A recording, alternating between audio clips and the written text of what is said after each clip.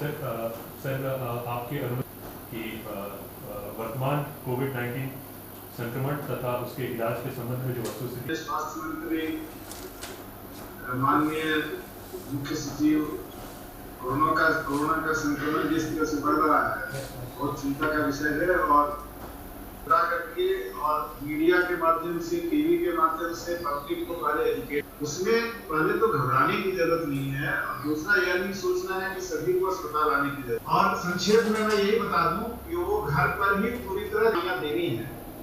तो मैं ये कहना चाहूंगा कि उसके बारे में भी एक एनेक्डोट में बताना चाहूंगा कि तत्काल जो है कुछ हद तक कम हो गई। बाकी दवाइयों के बारे में उतना कोई प्रॉब्लम नहीं है, उसकी कोई कमी एविडेंस उसका दिखाओ कि कितना प्रूफ है इसका कि ये मुख्तार लोग एक काम करें, ये जो स्टॉक वेरिफिकेशंस हैं वीकेंड आप लोग कराने का सुनिश्चित करें। ये कल कहीं ना कहीं ये सब क्राइसिस पीरियड में लोग इस तरीके से बदमाशियां करते हैं, चीज़ों को होल्ड करके अपने मनमाने दामों से बेचते हैं। तो ये ऐसे समय में ऐसी चीज़ें ऐसी बातें आती रहेंगी। कभी ऑक्सीजन शॉर्टेज दिखेगा, कभी आपको कोई भी मेडिसिन शॉर्टेज नज़र आएगा, कभी कुछ साधारण से साधारण दवाई शॉर्टेज होने लगती है। इस वजह से बी प्रिपेयर्ड फॉर दैट कि आप लोग इसको ये घटे नहीं, इसके लिए आप अर्लियर प्रिपरेशन पे रहें और ताकि ये जो रिटेलर हैं और जो डिस्ट्रीब्यूटर्स हैं ये लोग थोड़ा सा स्टॉक होल्ड करने में गड़बड़ी ना करें। ठीक है, लोकेटेड है वहाँ पे कोविड की क्या स्थिति है, आपके बेड्स की ऑक्यूपेंसी कितनी है, लोड कितना बढ़ रहा है, उसके हिसाब से केस टू केस बेसिस पर डिसीजन किया जाएगा। क्योंकि हमारे लिए लाइफ दोनों प्रेशियस है, चाहे कोविड हो या नॉन कोविड हो, वो राइट टाइम पे डिसीजन लिया जाएगा, उसकी आप चिंता भी नहीं करें। और चूंकि आप सबको मालूम है वास्तविक स्थिति जो कोविड-19 का है, कोरोना का संक्रमण है, यही एक मुख्य विषय है। आज विशेषकर यहाँ हमारे मेडिकल कॉलेज और अस्पतालों के वरीय डॉक्टरों से हमारी आज वीडियो कॉन्फ्रेंसिंग में आज के मुख्य विषय को लेकर मेरा जो चिंता है, चूँकि हम लोग मेडिकल एक्सपर्टीज़ नहीं हैं, हम आप लोगों से कुछ ये जानकारी हम लोग जानना चाहते हैं। जिस तरीके से आए दिन नए चीज़ें सामने उभर के आती हैं, उन समस्याओं को कैसे one by one cut down किया जाए, छोटा किया जाए, ये विषय पर हमारी चिंताएं हैं। जैसे हमारे ऑक्सीजन बेडों की उपलब्धता कैसे हम लोग इसको बढ़ाएं और कैसे ऑक्सीजन उपलब्ध हो, और साथ साथ में विशेषकर जैसे आप सबको मालूम है कि सभी मरीजों को ऑक्सीजन की आवश्यकता नहीं है, सभी मरीजों को वेंटिलेटर की आवश्यकता नहीं है, सभी मरीजों को आईसीयू की आवश्यकता नहीं है, लेकिन अभी सामान्य बेड को छोड़कर सभी आईसीयू, वेंटिलेटर और ऑक्सीजन बेड के तरफ लोग मरीजों का झुकाव बढ़ रहा है। और स्थिति चाहे आप पूरे राज्य के अस्पतालों को कोविड के ये में हम तब्दील भी कर दें तो भी ये आपूर्ति पूरी नहीं हो सकती। ये एक बेहतर मैनेजमेंट के माध्यम से ही इसको एक सेपअप किया जा सकता है, लोगों को राहत दिया जा सकता है।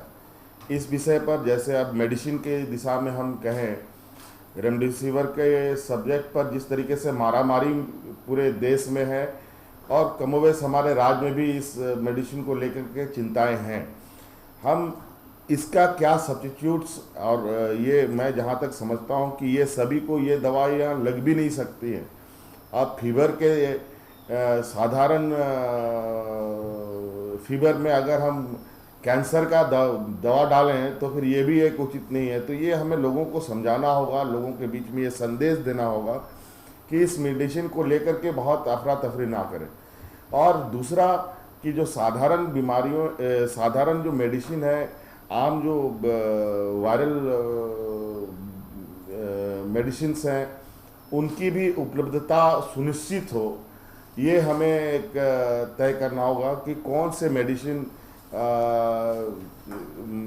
हमें इसके बिहाफ में हम यूज़ करें तो हम स्वस्थ हो सकते हैं या मरीज स्वस्थ हो सकता है। जैसे कि अभी पता चल रहा है कि हमारे राज्य में ऑक्सीमीटर अचानक शॉर्टेज कर गई है, तो ये एक चिंता का विषय है। लोगों को ऑक्सीमीटर ना मिले और जो लोग घर पे भी रहना चाहें तो वो भी पैनिक करने लगेंगे।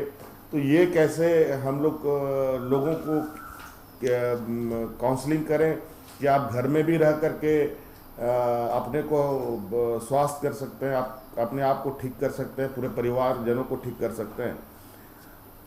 आपातकाल, विशेष आपातकाल और साधारण, ये तीनों चीज़ों को एक अलग अलग नज़रिया से हमें लोगों को बताने की आवश्यकता है। नहीं तो थोड़ा सा किसी को साधारण फ्लू भी होता है, अगर वो 2-3 दिन तक वो चलता है, चौथे दिन चलता है, तो 5वां दिन उसके सर पे कोरोना का भूत सवार हो जाता है। ये लोगों के बीच में ना घुसे, लोगों के मन में भय ना हो, तो ये एक हमारा मूल विषय है। हालांकि हम लोगों ने तो अभी बहुत तेज़ी से चीज़ों को इस संक्रमण में बढ़ाने का, हर सुविधा को बढ़ाने का प्रयास हम लोग का निरंतर जारी है।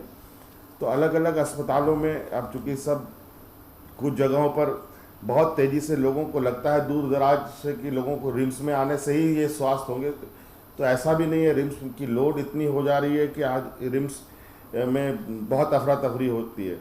और सुदूर ग्रामीण क्षेत्र में भी हमारे दुमका मेडिकल कॉलेज हो या मेदांता हो या TMH हो या MGM हो, ये इन सब अस्पतालों में भी हमें एक सर्किट बनाने की आवश्यकता है, जहां हम लोगों को अपने अपने क्षेत्र से उन के इर्द गिर्द के लोगों को उस अस्पताल तक में ही ठहराव करें। जहां बहुत ज़्यादा इमरजेंसी होती है तो हम लोग उसको कहीं और अस्पतालों में रश करने का काम करें।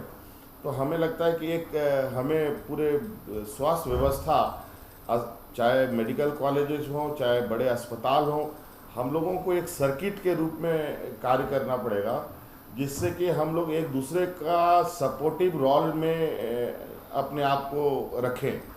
तो मुझे इस विषय पर आप लोगों का एक सलाह की आवश्यकता है, और चूँकि आप लोग इस क्षेत्र के एक्सपर्ट हैं तो इसको थोड़ा आप लोग एलोबरेट करके हमें बताएं कि हम लोग कैसे इस कोरोना मैनेजमेंट को एस्टेब्लिश करें कि आम लोगों में जो अफरा तफरी है वो